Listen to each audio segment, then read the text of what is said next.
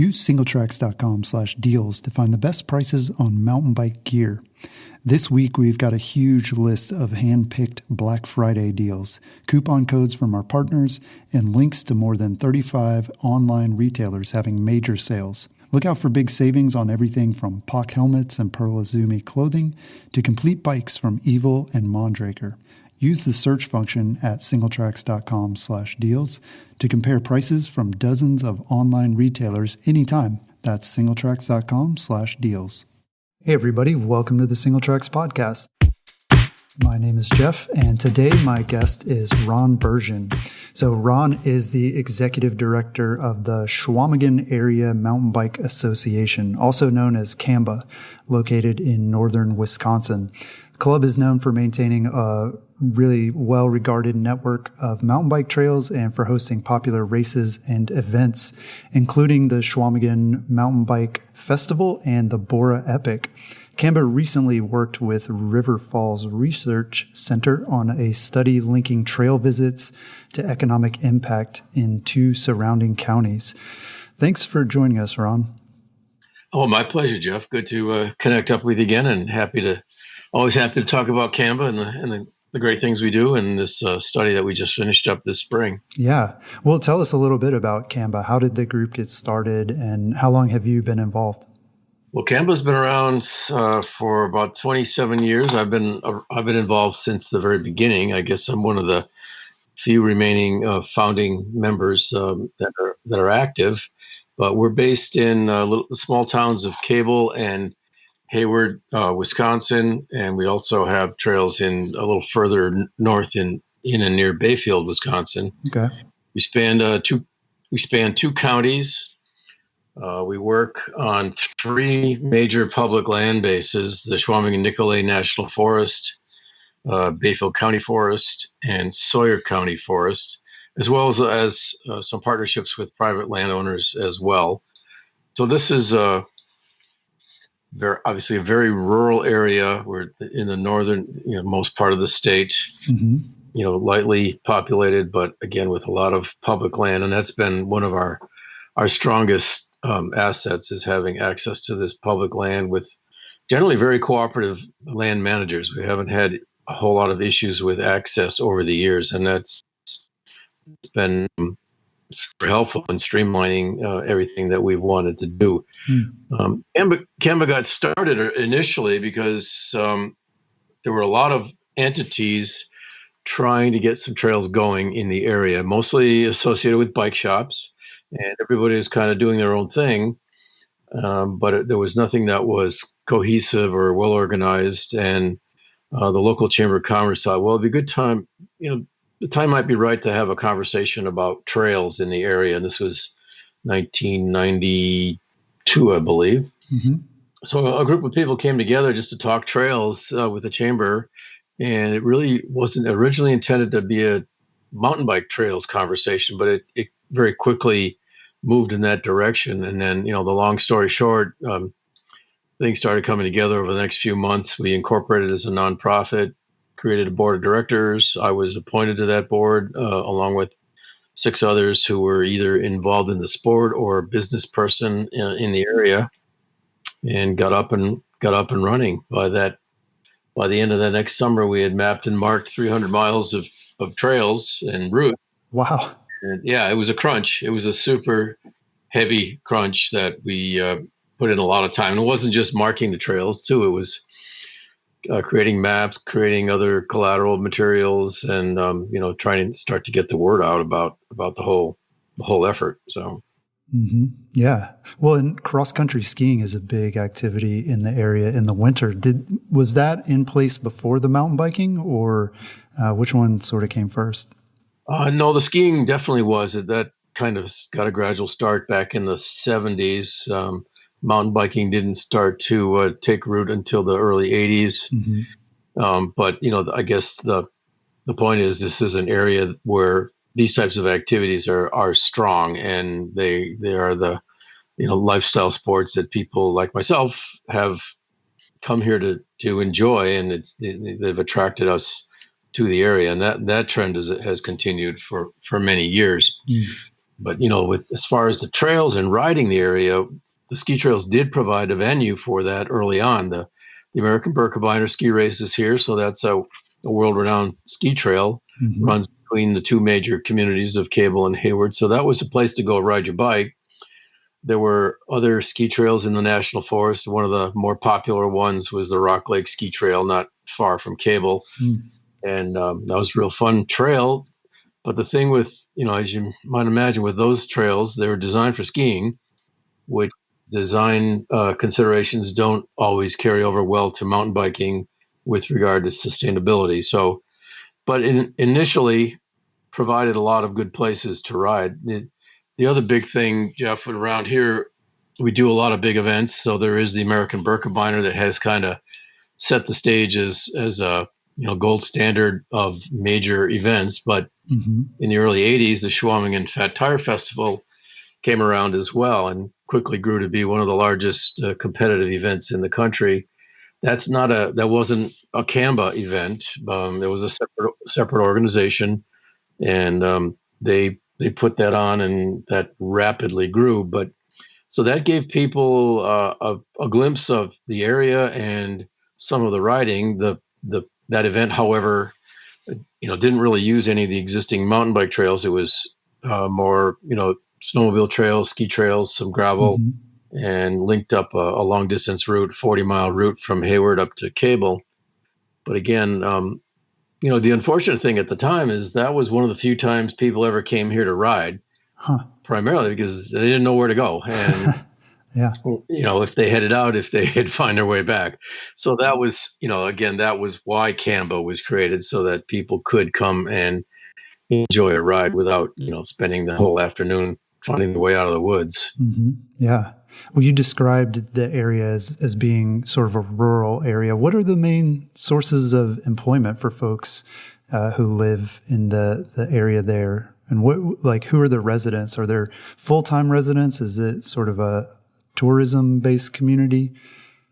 Yeah, it's a real mix, but it's largely a tourism-based community for sure. A lot of lakes, a lot of the more traditional outdoor sports of hunting and fishing, and then all the other recreational activities like mountain biking, road biking, skiing.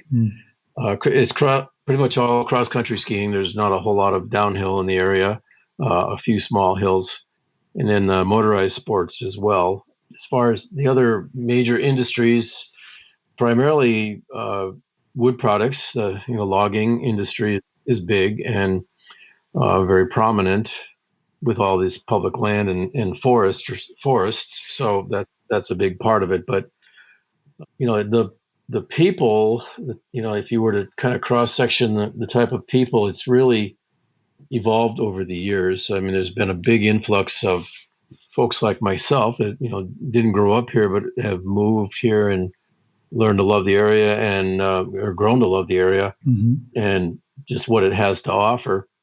So more and more people, they might start with a second home or come visit as a tourist and then gradually say, well, this is a place I'd like to be, but how do I make a living has always been the big question. So that too has changed now with the advent of, distance, being able to work from a distance. It's a technology we have. But so those, tourism, logging, government, and and then a lot of service support industry that that caters to the tourism economy, lodging and food and beverage. Yeah. Has that mix of employment changed over the years, or has it been pretty steady? It remains much the same, I think. Yeah. I think the powers of the area, they would like to see that change and try to bring in other industries and tech business. But so far, there's not a whole lot of that. But I think that's probably going to change especially as a result of the whole COVID experience, with people learning that we don't really have to go to report to an office every day to do a good job at work. So I see that happening. Yeah. Well, let's talk about this economic study that your club, along with some others, recently undertook. So part of the study involved counting the number of riders who visited the CAMBA trails. Tell us how you're able to get sort of a count of those trail users. Well, as you might imagine, it's a large trail system. We have probably upwards of 15 trailheads. So to get accurate counts is a challenge because, where do we place the trail counters to make sure we capture as much data as possible? We chose to go with about 10 or 12 locations where we could place infrared trail counters and then monitor those throughout the year and go back and collect the data and then bring it back to the office, upload it, and then compile it all together. I can't say with 100% certainty it is totally accurate because we get there's a certain amount of duplicate rides that people might pass the same trail counter more than once in a day. Or pass more than one trail counter within a ride. But we're pretty comfortable that it's reasonably accurate.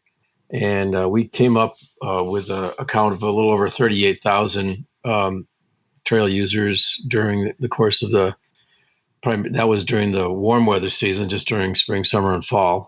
Yeah, that's interesting. I think maybe a lot of riders aren't aware that these systems, one, that they even exist. A lot of times they're at your local trail system and you're not really aware of them.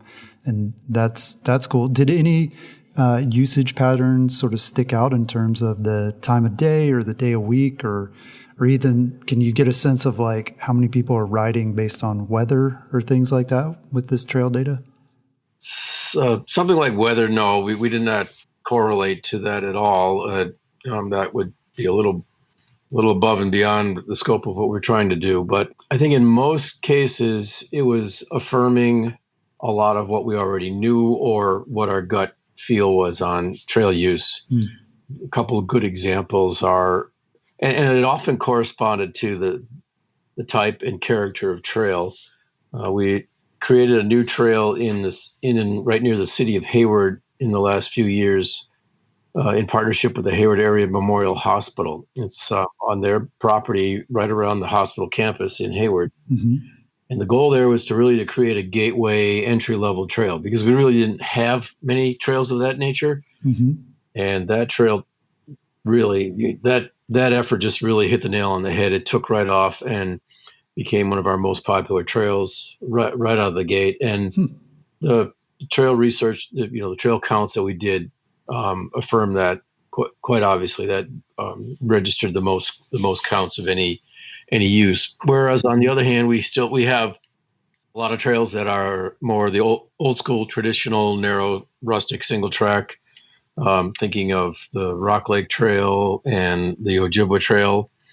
And they're both more challenging technical trails that the data shows the amount of use proportionately less for those trails. We've also made an effort in the last few years to get on board with some newer, more contemporary design trails, flow style with a few jump line characteristics. And those two have also shown, positive reception and that, through the trail counts. And so that's, and as far as other, conclusions that we might come to, really nothing too out of the ordinary. Our usage is what you might expect for a destination area, fairly middling during the early and middle part of the week, and then scaling up on Friday and then peaking on Saturday and Sunday.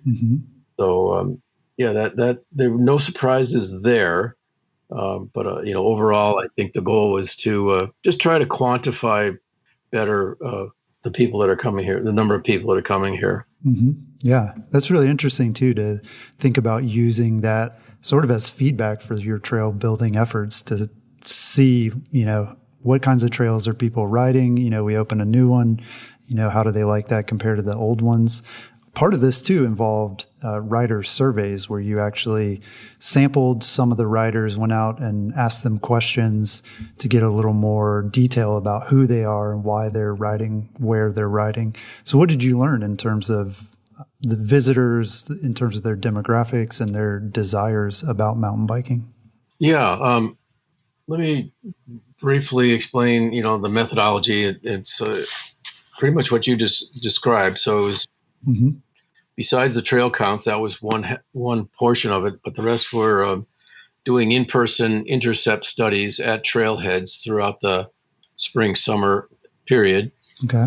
We have done economic impact studies in the past. We've tried different methodology that involved online studies using event databases and other more self-administered surveys. The challenge always was, to get, it's a lot of work to get people out there on a regular basis and gather enough, surveys to make it a valid study. So that was always a little daunting. But this time we did, decide to do it the right way, get people at the trailhead, have live in-person surveys, and collect our data that way.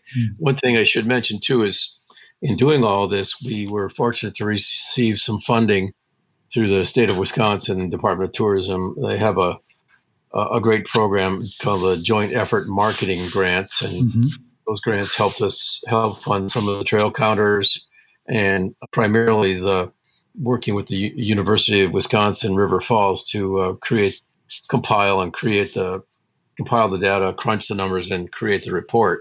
I think as far as some of the results and the information we learned, in some cases it was, again, what we might have anticipated. We have and a lot of this may very well correspond to what, the picture, the portrait of mountain biking around the country. Our ridership in the study was a full 2/3 male and roughly 1/3 female. Our age distribution probably skews older than a lot of areas, and that's always seems to have been the case. Can't quite say why, except in more recent years, as more and more flow and jump trails are being built in other areas. We haven't quite been there, but now we are getting there. But our reputation has been that of a cross-country riding area. Yeah. And that's what we've kind of hung our hat on. And we've built a lot, we have between 120 and 130 miles of purpose-built single track, all of it interconnected now. So, wow. Almost all of it, except for the 20 miles of trails up in the Bayfield area. The rest of it is all interconnected.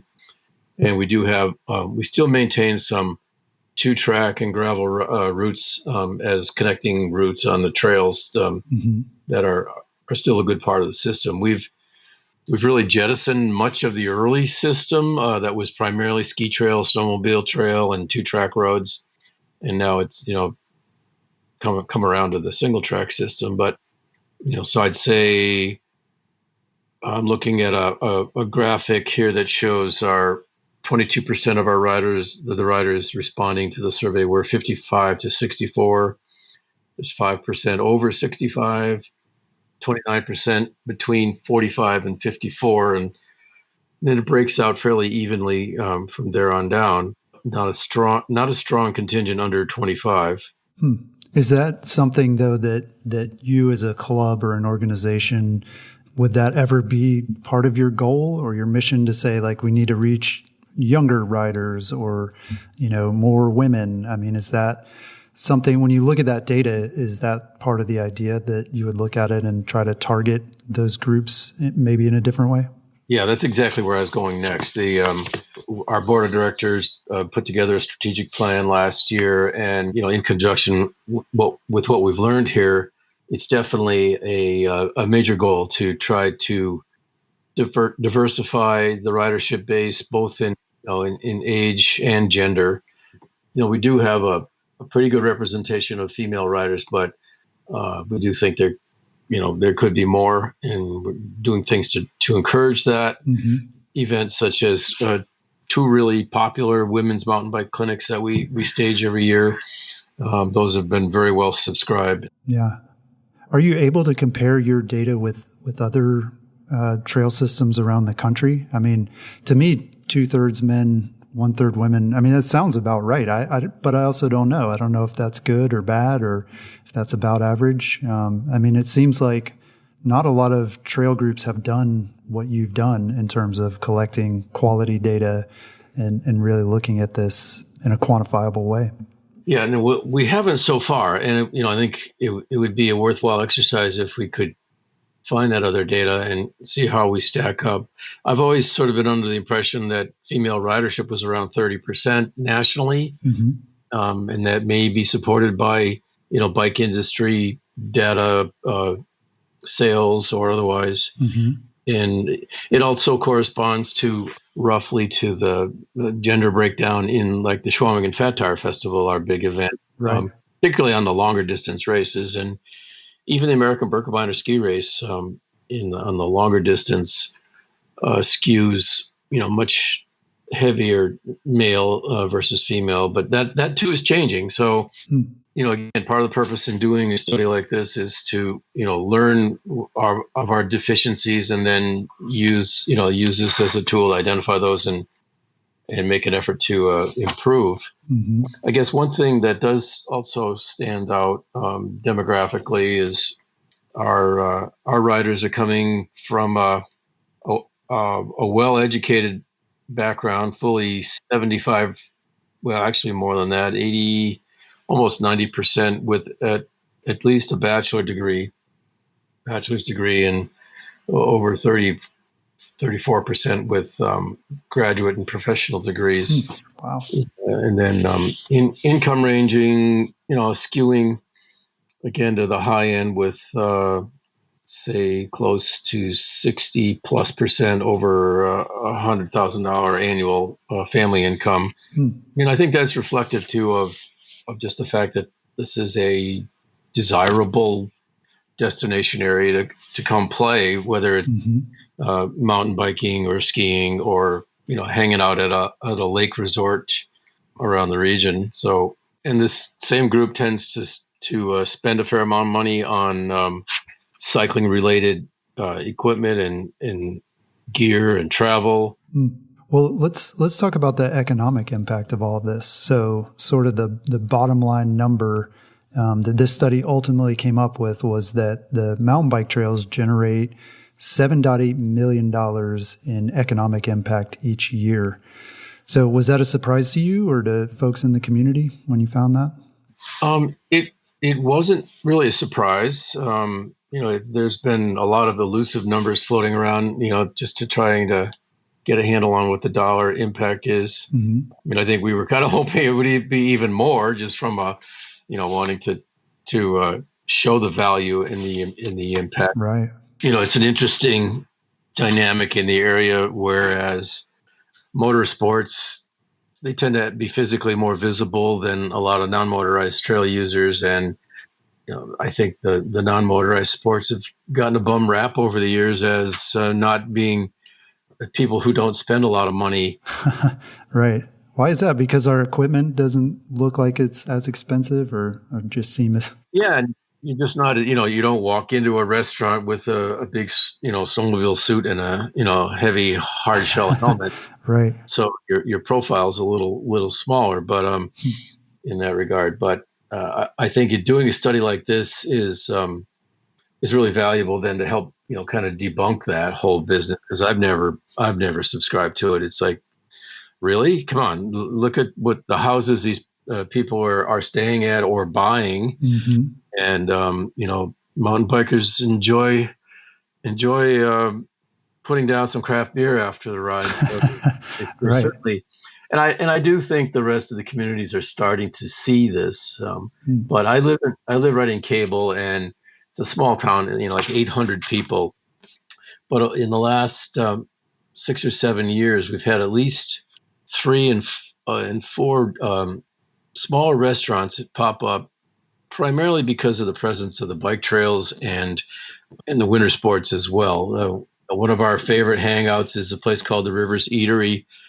They saw this as a viable path to follow because of the bike trails and the ski trails, and they've had nothing but success from day one. And there's a great little cafe that came around a couple of years ago, the Velo Cafe, that they deliberately are catering to this crowd, and they're doing well. So it makes sense. But obviously the restaurants and hotels and motels are the largest.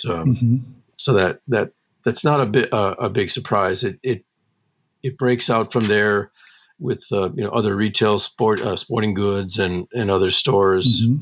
We have probably 4 or 5 bike shops throughout the region, and that's a lot for a small rural area. But they keep busy, especially their service side of the business is always scrambling.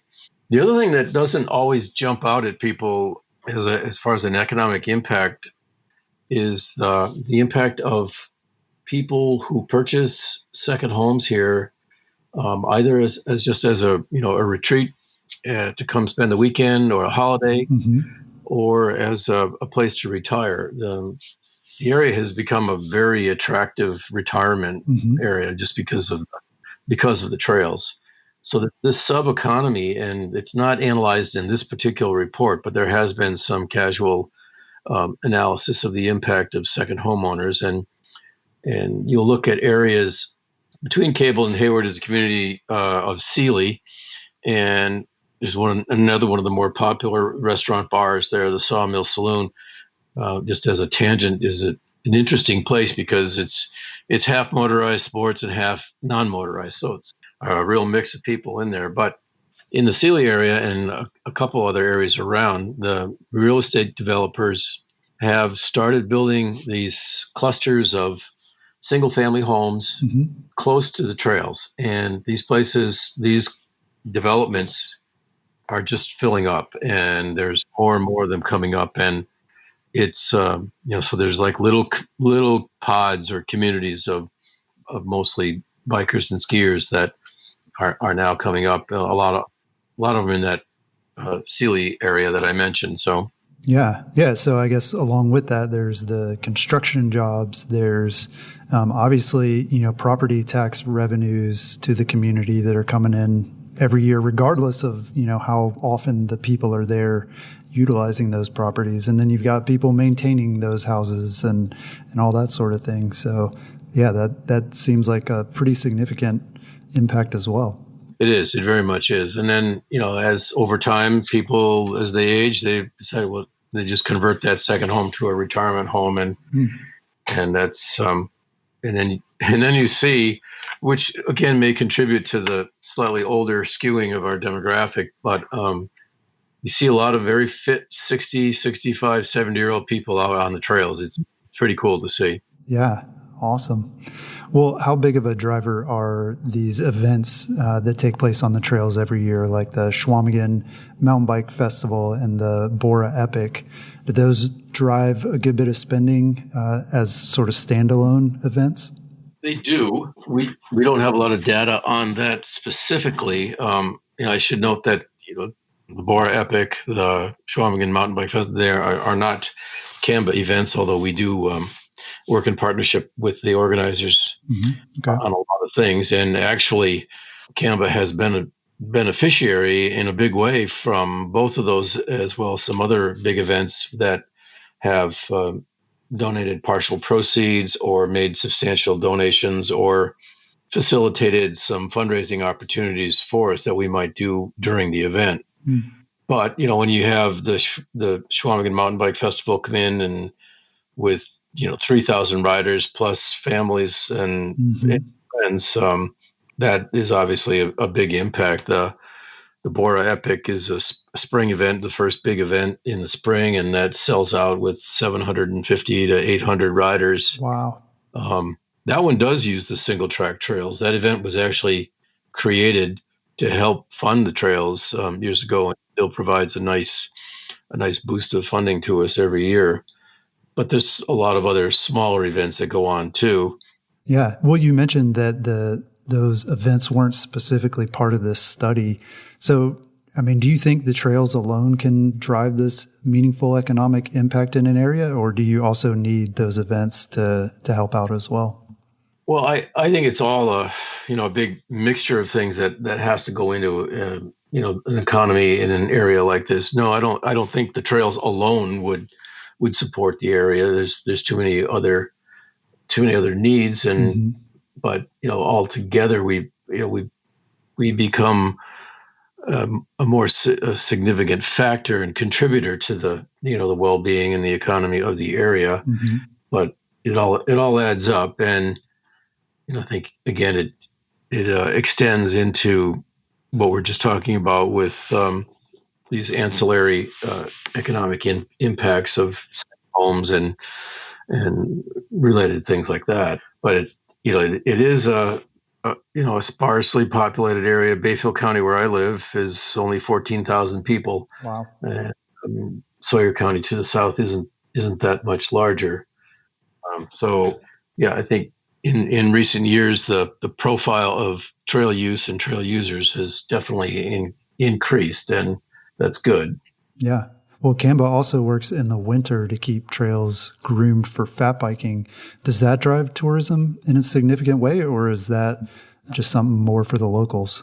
I'd have to characterize that right now as a developing aspect of the economy. Hmm. We're grooming about 50 miles of winter bike trails, and primarily in the Hayward and Sealy and Cable area. Which is significant. I mean, I don't know that a lot of areas groom that many miles of trails for fat biking. I don't think so. There's probably some pockets around the country that do. We were actually grooming even more, and for a couple of years we had around 70 miles. But it's sometimes it's tough to justify the effort if a particular trail isn't getting a lot of use. Hmm. We also get a lot of snow from time to time, so Right, that, right. It's hard to keep up. that makes it a real hustle. And but we have a real dedicated team that puts in a lot of effort to get the trails groomed and keep that organized. But what we were trying to quantify some of this a little bit more in the study that we did. Unfortunately, that was kind of one of the weaker parts of it. We didn't gather nearly as much data as we would have liked during the winter. Hmm. But we were able, between some trail counts and other questions that were asked, we did learn a few things. Trail use is roughly 10% of the summer use in the winter, Hmm. is what we determined, or Okay. the study determined. And there were some other aspects of some demographic shifts. For example, there's a higher percentage of women in the winter. Hmm. People tend to ride in larger groups. There was a higher proportion of winter riders that came from outside the two-county area. Oh, wow. That's surprising. A few things like that stood out. Hmm. But I would say, like some of these other things that we learned demographically and otherwise, this is an area that we see a room for improvement, and has, again, it is one of those goals of our strategic efforts going forward, is to try to improve that, leverage that to a greater amount, and because it's a great asset. And again, it's the same. Mostly the same public land base. Some of the winter trails are our regular single track trails, and others are just winter only routes that we've put together. Hmm. That's worked out pretty well. Yeah, cool. So, with so many of your trail users traveling from outside the area to ride the trails, is it difficult to find enough local volunteers to maintain those trails? I mean, it seems like your trail maintainers are obviously going to be the local folks, but you have a lot more people using the trails. Yeah, we approach that in a couple of different ways, Jeff. We have volunteers. We just call them trail stewards, that have kind of adopted either entire clusters of trails or segments of trail within one of our trail clusters. Our trail clusters are broken down kind of by town: Cable, Sealy, Hayward, and Mount Ashway area in Bayfield, and also Namacoggin. But the trail stewards are generally responsible for removing a downed tree that comes up, falls on the trail, or some brush work, and keeping that sort of thing going.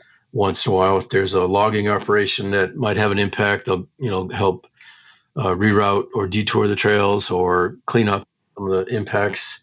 but we would not survive on volunteers alone with all these trails. And that's been, the realization over time, partly coming to the conclusion that, okay, at some point we have to pause on developing trails and make sure they stay in good shape. So we annually now employ a summer crew, anywhere from 3 to 5 people, to maintain and do trail work to make sure that the trails are in good shape.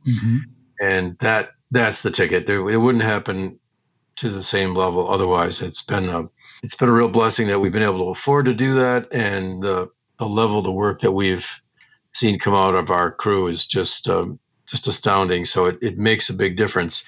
So speaking of volunteers in general, again, with all of the events that we have, that can be a challenge too. But surprisingly, we are able to rally the necessary volunteers for all the big events and for the CAMBA events as well. So that has worked out well. The area has a reputation for being able for great volunteer spirit and volunteer support. Yeah.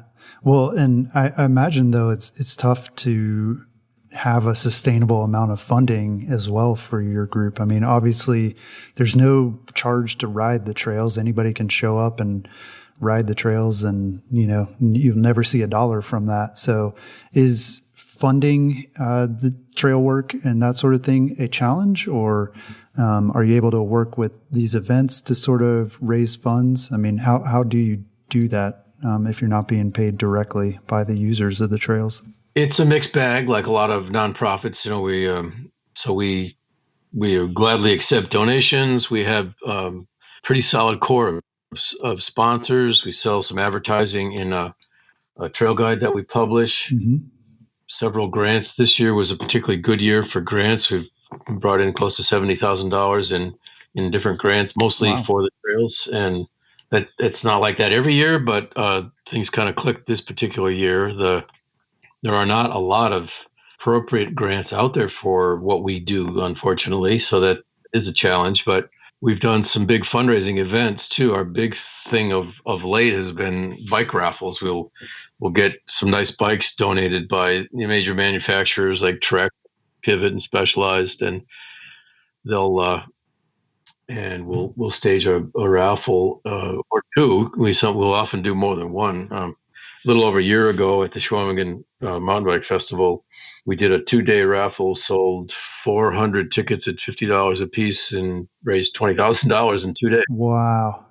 So that's astounding. And this year we were working with a local Ford dealer to raffle a new Ford Ranger truck. Whoa. The COVID kind of put a monkey wrench in that, because we lost a lot of our live in-person sales opportunities. But we still managed to, we didn't give away the truck because of the level of sales didn't support it. Right. But we did, it was converted to a cash raffle. So we split the cash, and a lucky local guy was able to put $20,000 into his pocket. Whoa. Wow. CAMBA pocketed a similar amount. So yeah. Wow. So things like that. And, it takes a lot of hustling, like any nonprofit. Our budget runs $225 to $250, 250,000 or so, and a little higher probably. And that has sort of leveled around that point. We're hoping to see it grow. We'd like to be able to support more staff, because I've been working as a part-time executive director for the last 25 years. Wow, that's a long run. It is, and I'm not sure if you're aware, but I have announced my plans to retire at the end of this year. So I think it's good now that, that we're going to make the jump and hire a full-time executive director. That'll make it a lot easier to, just to stay focused on major fundraising and marketing and other initiatives that have to go on to keep the whole thing rolling. So that's encouraging, and I think it'll all come together pretty well as far as that goes. Yeah. Well, now that you're able to put this dollar amount on trail-related tourism, does that make it easier to advocate for more funding or more trails? I mean, like, does the Chamber of Commerce, potential sponsor, they can kick in money because they know they're going to get a return on it in terms of, helping local businesses? Well, it definitely validates what we're doing. So when we go pitching a sponsor or making a grant proposal, it shows that, we're the real deal. We're following through on what we say we're going to do. The chambers of commerce support us in other ways, with not so much with cash, although they do both. The major chambers around the area are sponsors, but they have a lot of things that they have to focus on as well. But I just think on the whole, it really validates, the fact that the trails are a real component, strong component of the local economy. Yeah. Well, are there any plans to make changes or take on new projects based on what the CAMBA Club has learned from this study? Yes, actually. So as I mentioned a bit ago, there came a point where it was not really sustainable to keep thinking that we can build another 5 miles of trail every summer. The cost of trail building, especially now going with more and more with professional builders, has really escalated. And while they build great trails, a lot of fun and cool, the cost factor is tough. So yeah. But more importantly, it's the maintaining what we have. I mean, we really have to get behind what we have, I think, and make sure that we continue to keep the trails safe for riders, keep them, environmentally sustainable, keep the fun element strong. So I'm not saying we'll never build anything new, but we will be building smaller things that are enhancements or improvements to what we have. And then the big push right now, Jeff, is kind of a rehab effort throughout the whole trail system to get out and go back and visit some of our older trails, make sure they're still sustainable and safe and fun to ride, convert some of the trails to a newer, more contemporary style. We just did a project late this summer in Hayward on the Hatchery Creek Trail. This was one of our oldest trails that had really, it started out a little more difficult than we really wanted it to be, but then as it aged, it got even more difficult.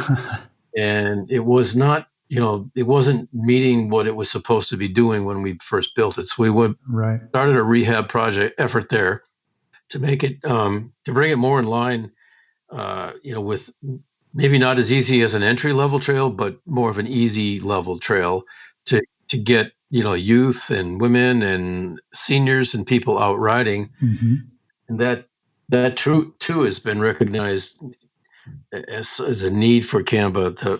We have a lot of intermediate trail. We have some most difficult trail, but we're still pretty shy on easy level trail. So that's a goal, is to try to build more or adapt trails to cater to that level of rider. But the whole rehab effort is an important thing. So little by little, we're touching on the intent is to touch on almost every trail and improve areas and put some spice in where needed. Bring things up to contemporary character and standards where also needed. So that's a big part of where we are going forward. Yeah, that's really interesting too, that's sort of what you found. I think a lot of clubs, especially newer clubs or areas that are just getting started with mountain bike trails, focus a lot on the quantity. And even mountain bikers too, we think we want to go where there's a lot of trail, but really it seems like this is more getting back to the idea of quality over quantity and just focusing on making the trails you have really good. And your data backs that up too, I'm sure, where you can say, look, people are riding this core set of trails. It's great that we have, another 100 miles of single track, but, this 25-mile section, that's really what people want to ride. And so I think focusing on that, it's really cool to see that data-driven approach to trail building and trail maintaining. Well, the reaction to this effort has been interesting too, because even if it's a stretch of trail that's only an eighth of a mile long, that we go back and rework, put in some flow, put in some berm turns, some rollers and easy jumps, people, they just get giddy about it. And it's like, to them, it's like a new trail. It's like we built a new trail. So I think that kind of reaction is affirming to what we're doing and will help us keep this whole thing moving forward and maintain the rider's interest. Another effort we've made in recent years is try to expose the cycling world to the great gravel riding that we have around here too. We've got tons and tons of well-maintained gravel roads, and a year or so ago we put together a map and some digital assets to help people find where to go out there. So that's another facet to what we do, even though it's not single track. Yeah, gravel riding is definitely picking up, and yeah, that's cool to see that growth as well. Ron, thanks so much for joining us and for telling us about this study. It's really unique, I think, and hopefully we'll see other trail groups doing similar things in the future. So thank you. Yeah, I appreciate it, Jeff. Well, you can learn more about what CAMBA is up to and plan your visit at cambatrails.org. And we'll have a link to that and also to the full study report in the show notes. That's all we've got this week. We'll talk to you next week.